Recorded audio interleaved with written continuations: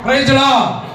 ದೇವರ ಪರಿಶುದ್ಧ ನಾಮಕ್ಕೆ ಈ ಉದಯ ಕಾಲದಲ್ಲಿ ಅಪೊಸ್ತಲ ಕ್ರಿಸ್ತನ ಅಸೆಂಬ್ಲಿಯ ಸಭೆಯ ಸಭಾ ಪಾಲಕರಾದಂತಹ ಜಾನ್ ಮುರಳಿಗೂ ಮತ್ತು ದೂರದ ಪಟ್ಟಣದಿಂದ ಬಂದಿರುವ ನಮ್ಮ ದಾನ ಹಳೆಯರಿಗೂ ಈ ಉದಯ ಕಾಲದಲ್ಲಿ ನಾನು ವಂದನೆಯನ್ನು ಅರ್ಪಿಸ್ತೀನಿ. ಮತ್ತು ನಮ್ಮ ಸಭೆಯ ಹಿರಿಯರು, ಅಕ್ಕ ತಂಗಿಯರಿಗೂ ಮತ್ತು ಅಣ್ಣ ತಮ್ಮದಿರಿಗೂ ಈ ಬೆಳಗಿನ ಜಾವದಲ್ಲಿ ನಾವು ವಂದನೆಯನ್ನು ಅರ್ಪಿಸೋಣ. ಈ ಏನು ಸಾಕ್ಷಿ ಅಂದ್ರೆ ನಮ್ಮ ಕುಟುಂಬದಲ್ಲಿ ನಡೆದಿದ್ದನ್ನು ನಾವು ದೇವರ ಮುಂದೆ ನಾವು ಹಂಚಿಕೊಂಡಿದ್ದೇವೆ ಅಂತ ದೊಡ್ಡ ಸಾಕ್ಷಿ. ದೇವರು ಉತ್ತಮವಾದ ರೀತಿಯಲ್ಲಿ ಸಾಕ್ಷಿ ಅನ್ನೋದು ಅದು ಹಳೆಯ ಒಡಂಬಡಿಕೆಯಿಂದ ಬಂದವರಿದೆ. ಅದು ಅಲ್ಲದೆಯ ಈ ಸಾಕ್ಷಿ ಅನ್ನೋದು ಏನು ಹೊಸದಾಗಿ ಅಲ್ಲ.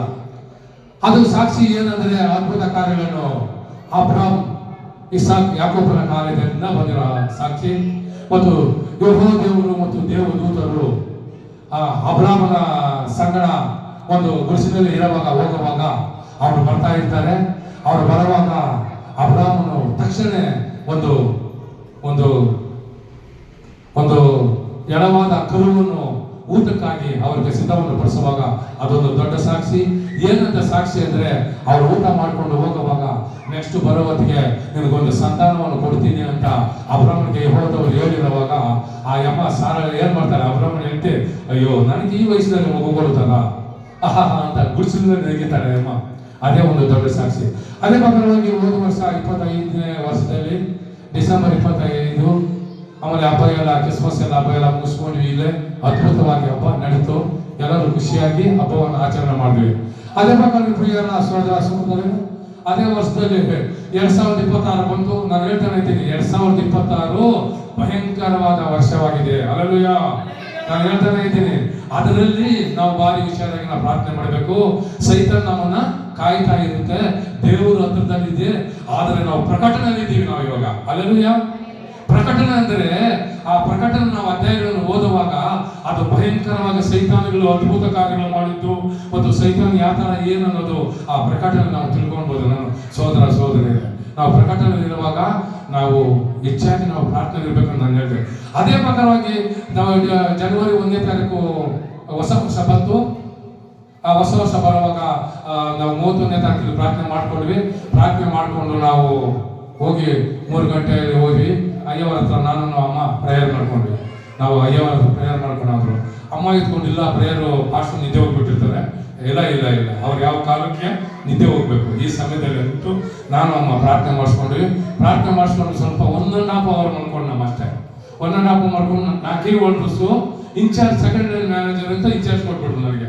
ಆಮೇಲೆ ಬೆಳಗ್ಗೆ 1ನೇ ತಾರೀಕು ಹೋಗ್ಲೇಬೇಕಲ್ಲ, ATM ಕ್ಯಾಶ್ ತುಂಬಬೇಕು. ಎದ್ದು ತಕ್ಷಣ ಎಲ್ಲ ಸ್ನಾನ ಮಾಡಿದ್ದೀನಿ. ಸ್ನಾನ ಮಾಡಿದ ತಕ್ಷಣ ಇದು ಮಾಡಿದ್ದೀನಿ. ಒಂದು ದೊಡ್ಡ ರಕ್ತ ಬಂತು ಈ ಕಡೆ, ಒಂದೇ ಒಂದು ದೊಡ್ಡ. ಆಮೇಲೆ ಏನು ಮಾಡ್ತು, ಆಯ್ತು ಅಂದ್ಬಿಟ್ಟು ತಣ್ಣೀರು ಹಾಕ್ಕೊಂಡೆ. ಸ್ವಲ್ಪ ಕಮ್ಮಿ ಆಯಿತು. ಮನೆಗೆ ಹೋದೆ, ತಿರ್ಗಾ ಜಾಸ್ತಿ ಆಗೋಯ್ತು. ತಿರ್ಗಾ ತಣ್ಣೀರು ಹಾಕ್ಕೊಂಡೆ, ತಿರ್ಗಿ ಜಾಸ್ತಿ ಆಗೋಯ್ತು. ಅಮ್ಮಗೆ ಬಂದು ಹೇಳಿದೆ. ಆಮೇಲೆ ಅಮ್ಮ ಇಟ್ಕೊಂಡು ಜಾನ್ ಮಾಸ್ಟರ್ ಹೇಳಿದ್ರು, ಇಲ್ಲ ಇಲ್ಲ ಇದು ಹಬ್ಬಕ್ಕೆ ಜಾಸ್ತಿ ಆಗೋಯ್ತು, ಇದು ಆಗೋದಿಲ್ಲ ಅಂದ್ಬಿಟ್ಟು ಹಾಸ್ಪಿಟ್ಲ್ ಕರ್ಕೊಂಡು ಹೋದ್ರು. ಸೆಂಟಿಮೀರ್ ಕರ್ಕೊಂಡು ಹೋದ್ರು. ಆ ಸೆಂಟಿಮೀರ್ ಏನಂದ್ರೆ ಆಗೋದಿಲ್ಲ ಅಂತ ಹೇಳ್ಬಿಟ್ರೆ, ಆಗೋದಿಲ್ಲ ನೀವು ಕೋಲಾರ ಕಲರ್ ಕರ್ಕೊಂಡು ಹೋಗ್ಬೇಡಿ ಅಂದರು. ಇದು ಯಾವುದು ಆಚಾರ ಇದು ಯಾಕೆ ಇದು ಹೆಂಗೆ ಬಂತಿದ್ದು? ನಾನು 3 ವರ್ಷದಾಗ ನ್ಯಾಯವಾಗಿ ಮಟನ್ ತಿನ್ನೋದಿಲ್ಲ, ನ್ಯಾಯ ಉಪ್ಪು ಖಾರ ತಿನ್ನೋದಿಲ್ಲ. ಈ ಚಪ್ಪಡಿ ಇರೋ ಮನುಷ್ಯನಿಗೆ ಈ ಮೂಗಲ್ಲಿ ಒಳ್ಳೆ ಪೀಪ ಇವತ್ತಂಗೆ ಈ ಮನೆ ಗಂಗ ಹಾಕಿರ್ತಾರಲ್ಲ ಬೈಕ್ಗಳು, ಎಂತಮ್ಮ ಮನೆ ಗಂಗ, ಆ ಗಂಗಾ ತೆಗೆದು ಬ್ಲಡ್ಡು ಏನು ಮಾಡೋದು ನಾನು. ಆಮೇಲೆ ಚೆಕ್ ಅಂದ್ಬಿಟ್ಟು ಕರ್ಕೊಂಡು ಹೋದ್ರು. ಸೆಂಟಿಮೀರ್ ಆಗೋದಿಲ್ಲ ಅಂತ ಹೇಳ್ಬಿಟ್ರಮ್ಮ. ಆ ಸೆಂಟಿಮೀರ್ ಆಗೋ ತಕ್ಷಣ ನಮ್ಮ ನರೇಶ್ ಪಾರ್ಷದ್ದು ಕಾರಲ್ಲಿ ಕುಂತ್ಕೊಂಡಿದ್ದೀನಿ. ಒಳ್ಳೆ ಪೀಪ ಬರ್ತದನ್ನ. ಎಷ್ಟು ಬಟ್ಟೆ ನೆನೆಯೋದು, ಎಷ್ಟು ಕರ್ಚೀಪು, ಎಷ್ಟು ಮುಖ ತಿಳ್ಕೊಳ್ಳೋದು, ಎಷ್ಟೊತ್ತು ಇರೋದು. ಆಮೇಲೆ ನಾನು ಹೋಗ್ತಾನೆ ಇದ್ದೀನಿ. ಹೊಸಕೋಟೆ ಹತ್ರ MEG ಹಾಸ್ಪಿಟಲ್ ಹತ್ರ ಹೋಗ್ತಾ ಇದ್ದೀವಿ. ಆಮೇಲೆ ರಿಸರ್ಚ್ ಬಂದ್ಬಿಟ್ಟು ನನಗೆ. ಆಮೇಲೆ ಅಮ್ಮ ಬಂದು ಪಕ್ಕದಲ್ಲಿ ಇದ್ರು. ರಿಸರ್ಚ್ ಹೋದೆ. ಏನು ಗಟ್ಟಿಯಾಗಿ ಇಟ್ಕೊಂಡಿದ್ದೀನಿ ನಾನು, ಇರಲಿಲ್ಲ ನಾನು ಅಂತ. ಆಮೇಲೆ ನನ್ನ ಆತ್ಮ ಏನು ಜನ ಮಾಡೋದು, ಏನು ಮಾಡೋದೇನು ಜನ ಏನು ಮಾಡೋದು, ಒಂದು ಫ್ರೆಂಡ್ಶಿಪ್ ಹೇಳ್ತಾ ಇದ್ದೀನಿ ನಾನು ಆತ್ಮಗೆ. ಜಾನ್ ಪಾಸ್ಟ್ಗೆ ನಾನು ಒಂದು ಫ್ರೆಂಡ್ಶಿಪ್ಪು ಆತ್ಮ ನನಗೆ ಕಾರಲ್ಲಿ ಏನು ಜನ ಮಾಡೋದು ಅಂದರೆ ನಾನೇನು ಮಾಡೋದು, ಇವರೆಲ್ಲ ಏನು ಮಾಡೋದು. ಅಲ್ಲಿಗೂ ನನ್ನ ಆತ್ಮ ಏನು ಹೇಳ್ತದೆ ಅಂದರೆ, ಅಣ್ಣ ಭಯ ಪಡಬೇಡ, ನಿನಗೆ ಏನು ಆಗೋದಿಲ್ಲ ಅಂತ ಹೇಳೋದು. ನಿನಗೆ ಏನು ಆಗೋದಿಲ್ಲ, ನೀ ಭಯ ಪಡಬೇಡ ಅಂತ ಆತ್ಮ ನನ್ನ ಹತ್ರ ಹೇಳ್ತಾ ಇದೆ. ನಾನು ಹೇಳಿದೆ, ಅಬ್ರಾಹ್ಮನಿಗೆ 125 ವರ್ಷ ಕೊಟ್ಟಿದ್ದೆ ವರ್ಷ ದೇವರು. ನನಗೂ ದೇವರು 125 ವರ್ಷ ಬರ್ತಾನೆ. ಅದ್ರೂ ನನ್ನ ಆತ್ಮ ಹೇಳ್ತಾನೇ ಇದೆ. ಆಮೇಲೆ ಕರ್ಕೊಂಡು ಹೋದ್ರು, ಎಷ್ಟು ಹಿಡ್ಕೊಂಡ್ರು ಮುಕ್ಕಲ್ಲಿ ರಕ್ತ ನಿಲ್ಲೇ ಇಲ್ಲಮ್ಮ. ಆಮೇಲೆ 2 ಮುಕ್ಕಲ್ಲಿ ಬಂದ್ಬಿಡ್ತು, ಇದ್ರಲ್ಲಿ ಬರ್ತಾ ಇಲ್ಲ ರಕ್ತ, ಇದ್ರಲ್ಲಿ ಬರೋಕ್ಕೆ ಶುರುವಾಯಿತು. ಆಮೇಲೆ ಇದರಿಂದ ಬಾಯಿಯಿಂದ ಬಂದ್ಬಿಡ್ತು ಒಂದು ಇಷ್ಟಪ್ಪ ತಟ್ಟೆ, ಆ ತಟ್ಟೆ ತುಂಬ ಬಂದ್ಬಿಡ್ತು. ಇವರೆಲ್ಲ ನೋಡ್ತಾರೆ, ಒಬ್ಬೊಬ್ಬರೇ ಬಂದು ನೋಡ್ತಾರೆ, ನಮ್ಮ ಮಗಳು ಜಾನ್ ಎಲ್ಲ ನೋಡ್ತಾರೆ. ಆಮೇಲೆ ಅಮ್ಮ ಬೇರೆ ಬಂದಿಲ್ಲ, ಲಾಸ್ಟಲ್ಲಿ ಅಮ್ಮ ಬರ್ಬೇಕಂದ್ರು. ನೋಡು ಏನು ಅವತಾರ ನೋಡ್ಬಿಟ್ಟಿದ್ರೆ ದೇವರೇ ಬೇಡ ಅದು ಯಾರು ಆ ಅವತಾರ ನಂದು, ಆ ಅವತಾರ ಇದು ಯಾಕೆ ಹಿಂಗಾಯ್ತು ಅಂದ್ರೆ, ಆಮೇಲೆ ಕರ್ಕೊಂಡು ಹೋದ್ರು, ಗಿಳಿನ ಕರ್ಕೊಂಡು ಬಂದು ಶಿಶುದ ಒಂದು ಪೈಪು, ಅದೇನು ಪೈಪು ಏನು ಹೊಡೆದ್ರಮ್ಮ, 2 ಪೈ ಹಿಂಗೆ ಹೊಡೆದ್ಬಿಟ್ಟು 3 ದಿವಸ ಬಂದ್ ಮಾಡ್ಬಿಟ್ರಮ್ಮ. ಬಾಯಲ್ಲೇ ಏನು ಬಾಯಲ್ಲೇ ಉಸಿರಾಡೋದು. ಆಮೇಲೆ ದೇವ್ರು ಇದು ಮಾಡ್ಕೊಂಡು ಕಾಪಾಡ್ಕೊಂಡು ತಿರ್ಗಾ ಮತ್ತೆ ಬಂದೆ. ಆಮೇಲೆ ಬಂದ್ವಿ, 12ನೇ ತಾರೀಕು ಬಂದ್ವಿ, 12ನೇ ತಾರೀಕು ಬ್ಯಾಂಕ್ ಹೋದೆ, ಅಲ್ಲಿ ಸ್ವಲ್ಪ ಪ್ರೆಜರ್ ಇತ್ತು. ಆಮೇಲೆ 14ನೇ ತಾರೀಕು ಕೆಲ್ಸಕ್ಕೆ ಹೋಗ್ಬಿಟ್ಟೆ. 14ನೇ ತಾರೀಕು ಕೆಲ್ಸಕ್ಕೆ ಹೋಗ್ಬಿಟ್ಟು ಎಲ್ಲ ಕೆಲಸ ಮಾಡ್ಕೊಂಡಿದ್ದೀನಿ. 19ನೇ ತಾರೀಕು ಸಂಜೆ 5:15 ಎಲ್ಲ ಕ್ಯಾಶ್ ಎಲ್ಲ ಒಳಗೆ ಇಟ್ಟು ಬ್ರಾಂಚ್ ಬಿಟ್ಟು ಬ್ಯಾಂಕ್ ಎತ್ಕೊಂಡು ಹೊರಗಡೆ ಬಂದಿದ್ದೀನಿ. ಜರ್ಕಂಡ್ ಹಿಡ್ಕೊಂಡು ಬಂದಿದ್ದೀನಣ್ಣ ಹಾಕೊಂಡು ಶುರು ಆಗೋಯ್ತಲ್ಲ ಬೈಬಲ್ ಮಾಡಿ ಏನು ಮಾಡೋದು. ಆಮೇಲೆ ಮ್ಯಾನೇಜರ್ ಕೇಳಿದ್ರೆ ನೀವೇನೋ ಎಲ್ಲ ತೋರಿಸ್ಕೊಳ್ಳಿ ಸರ್ ಅಂತ ಹೋಗ್ಬಿಟ್ರು. ಅವ್ನು ಅಟೆಂಡರ್ ಕೇಳಿದ್ರು ಕಿವಿ ಮೇಲೆ ಹಾಕೊಂಡಿಲ್ಲ, ಅವ್ನು ಗಂಡು ಮೇಲೂ ಕಿವಿ ಮೇಲೆ ಹಾಕೊಂಡಿಲ್ಲ. ಪಾಪ ಅವ್ನು ಯಾರು ಕ್ರಿಶ್ಚಿಯನ್ಸ್ ನಮ್ಮವ್ರ ಅವ್ರ ಆಫೀಸರು ಕೇರಳವರು ಕರ್ಕೊಂಡು ಹೋಗ್ಬಿಟ್ರು ವೆಂಕಟೇಶ್ ಆಸ್ಪತ್ರೆಗೆ. ಅವ್ರು ವೆಂಕಟೇಶ್ ಆಸ್ಪತ್ರೆಯಲ್ಲಿ ಆಗೋದಿಲ್ಲ, ನೀವು MH ಕರ್ಕೊಂಡು ಹೋಗ್ಬಿಡಿ ಅಂತ. ಅಲ್ಲಿಗೆ ಹೋದ್ವಿ. ಅಲ್ಲಿಗೆ ಹೋಗಿ ಸೋಮವಾರ 19ನೇ ತಾರೀಕು ಹೋಗಿ ತಿರುಗಿ ಮಾಮೂಲು ಸ್ಟೇಜ್ಗೆ ಬಂದ್ಬಿಡ್ತಾರೆ. ಪೈಪ್ಗಳು ಹಾಕೋದು, ಮುಚ್ಚೋದು ಎಲ್ಲ ಮಾಡೋದು ಎಲ್ಲ ಶುರು ಮಾಡಿಬಿಟ್ರು. ಆಮೇಲೆ 19ನೇ ತಾರೀಕು ರಾತ್ರಿ ನಿಂತೀವಿ. ಮಂಗಳವಾರ ಬೆಳಿಗ್ಗೆ ಯಾರೋ ದೊಡ್ಡ ಡಾಕ್ಟರ್ ಬಂದರು 11 ಗಂಟೆಗೆ. ಸಾಮಾನು ಇದ್ಕೊಂಡು ಹೋಗ್ಬಿಟ್ಟು ಬ್ಯಾಂಕಲ್ಲಿ ಕಾಸು ಡ್ರಾ ಮಾಡ್ಕೊಬೋದು, 10,000 ಇರೋದಷ್ಟೇ ಅಂತ ಹೇಳಿದೆ. ಡ್ರಾ ಮಾಡ್ಕೊಂಬಂದ. ಕರೆಕ್ಟಾಗಿ 12 ಗಂಟೆಗೆ ಕಳಿಸ್ಬಿಟ್ರು ಮಣಿಪಾಲ್ ಹಾಸ್ಪಿಟ್ಲು. ಅಯ್ಯೋ, ಆ ಮಣಿಪಾಲ್ ಹಾಸ್ಪಿಟ್ಲಿಗೆ ಹೋಗಿ ಇದು ಮಾಡ್ಕೊಂಡು ಒಂದೊಂದು ಕೈ ಇಷ್ಟಪ್ಪ. ಆಮೇಲೆ ಏನು ಕೈ ಎತ್ತೋಕ್ಕಾಗೋದಿಲ್ಲ, ಎಲ್ಲ ಇದು ಮಾಡಿಕೊಂಡು ನ್ಯಾಯ ಊಟ ಇಲ್ಲ, ನೀರಿಲ್ಲ, ಎಲ್ಲ ಮಾಡ್ಬಿಟ್ಟು ಎಲ್ಲ ಬಂದೋಬಸ್ತಿ ಕರೆಕ್ಟಾಗಿ ನೋಡಿದ್ರಮ್ಮ. ಎಲ್ಲ ಕರೆಕ್ಟಾಗಿ ನೋಡಿದ್ರು. ಆಮೇಲೆ ಶುಕ್ರವಾರ ಅನ್ನೋ ದಿನ ಬಂತು.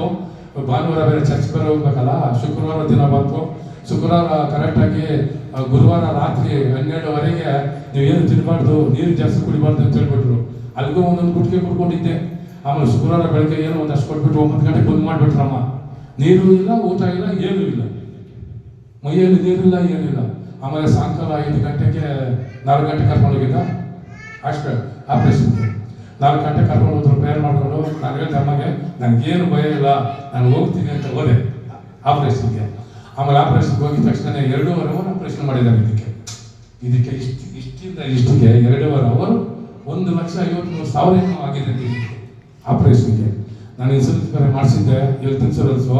ಅದೇನು ಮುಟ್ಲಿಲ್ಲ, ಯಾವತ್ತಿಗೂ ಉಪಯೋಗಿಸ್ಕೊಂಡಿಲ್ಲ ನಾನು.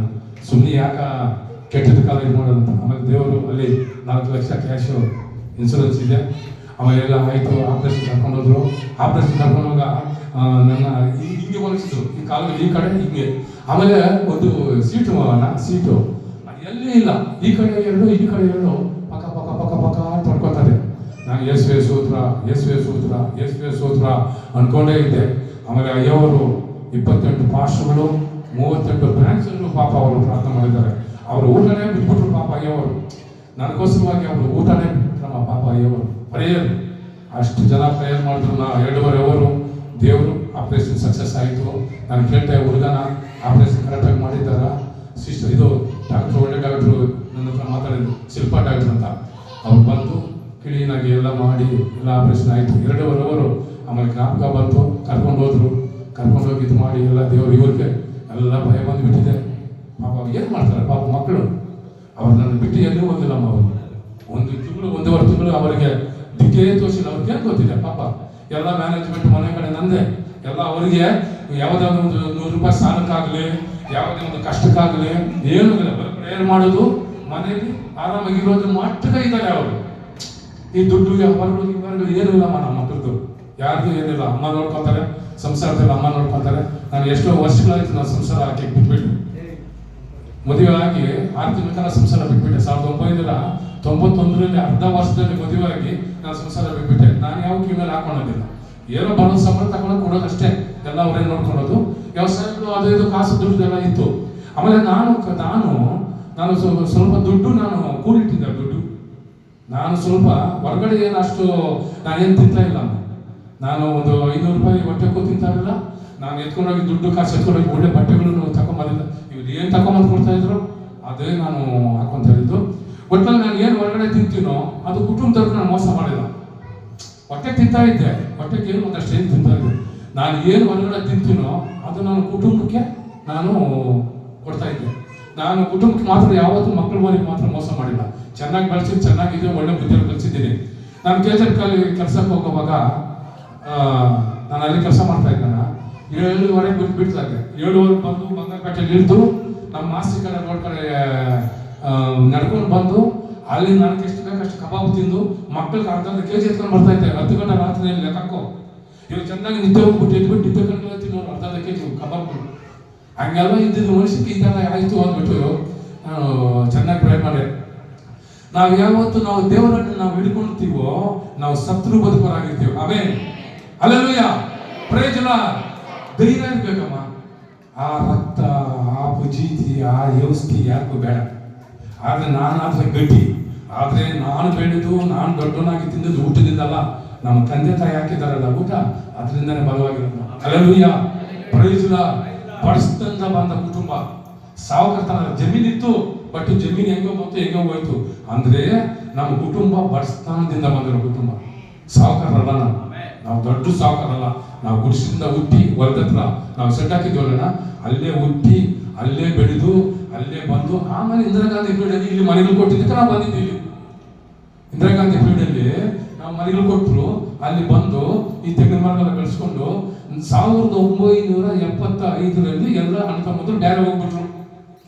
ಎಲ್ಲ ಅಣ್ಣ ತಮ್ಮದ್ರು ಬ್ಯಾರೆ ಹೋಗಿ ನಾನು 4ನೇ 5ನೇ ಕ್ಲಾಸ್ ಓದ್ತಾ ಇದ್ದೆ. ಆವಾಗ ಒಂದೊಂದು ಮಡಿಕೆ ಒಂದು ಹಳ್ಳಿ ಮೇಲೆ ಸೆಂಪು ಕೊಟ್ಟು ಎಲ್ಲರಿಗೂ ಕಳಿಸ್ಕೊಟ್ರು.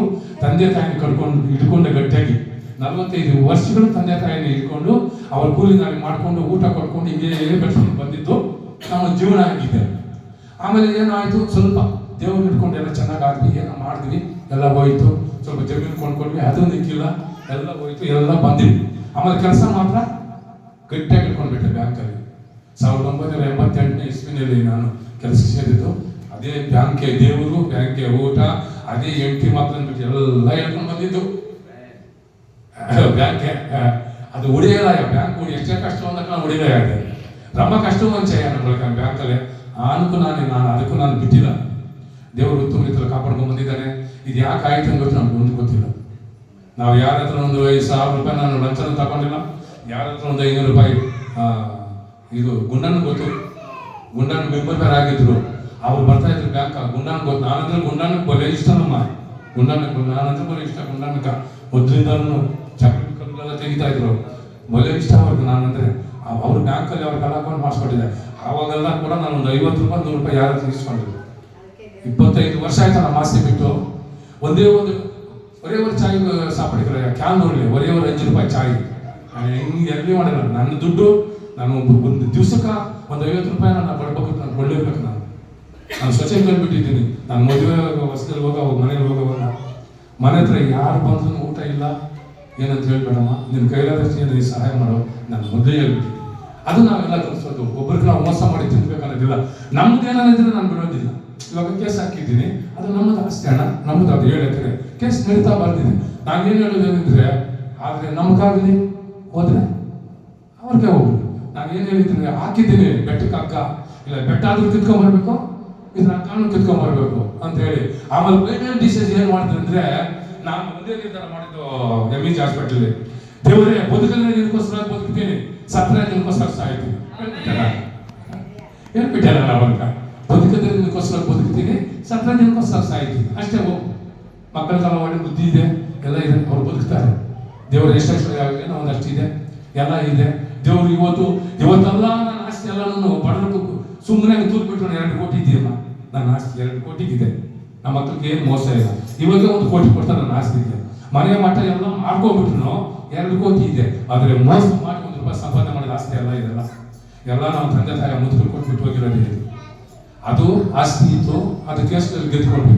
ಹಂಗೆ ನಾನು ಮನುಷ್ಯರು ತಿಳ್ಕೊಂಡೆ, ಏನಿಲ್ಲ ಅಂದ್ರೆ ನಮ್ಮ ಮಕ್ಕಳು ಎಲ್ಲಿ ಹೋಗಂಗಿಲ್ಲ. ಇವತ್ತು 2 ಕೋಟಿ ರೂಪಾಯಿ ಆಸ್ತಿ ಇದೆ, ಮಾಡ್ಕೊಂಡು ತಿನ್ಕೊಂಡು ಅವ್ರು ಬದುಕೊಂಡ್ಲಿ ಅಂತ ನಿರ್ಧಾರ ಮಾಡ್ಬಿಟ್ಟೆ ನಾನು. ಅದಕ್ಕೆ ದೇವ್ರು ಒಳ್ಳೆ ಉತ್ತಮ ರೀತಿಯಲ್ಲಿ ನಮ್ಮ ಕರ್ಕೊಂಡ್ಬಂದಿದ್ದಾನೆ. ಅಯ್ಯೋವರಿಗೆ ನಾವು ಕೋಟಿ ಸೂತ್ರ ಹೇಳ್ಬೇಕು. ನಾವು ಯಾವಾಗಾದ್ರೂ ನೋಡಿ ಪಾಪ ಅಯ್ಯವರು ಪ್ರೇಯರ್ ಮಾಡ್ತಾರೆ. ಯಾವಾಗಾದ್ರೂ ಪ್ರೇಯರ್ ಮಾಡ್ತಾರೆ. ಅದೇ ಪ್ರಕಾರವಾಗಿ ಈ ಸಮಯದಲ್ಲಿ ಒಂದು ಹಾಡನ್ನು